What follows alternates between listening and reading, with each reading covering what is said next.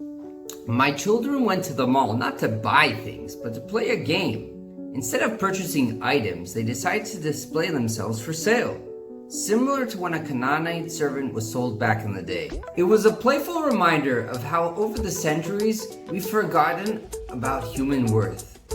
There's an interesting story about Unclus, who went to visit his uncle, the Emperor Hadrian in Rome, seeking some business advice. He told his nephew, "Listen, my nephew, riches are all around you, waiting to be claimed. But here's my best advice. Find something cheap, something people don't yet recognize the value of, buy it at a fraction of the price, and once you show its true worth, you'll be able to sell it for a fortune." With that, Unclus traveled to Jerusalem.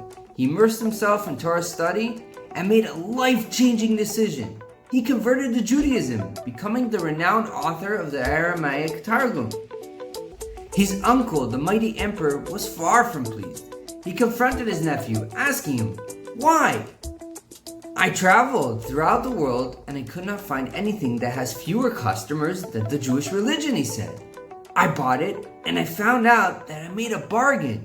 The holy Jewish prophets have promised that the poor, persecuted Jewish nation will become a nation of princes.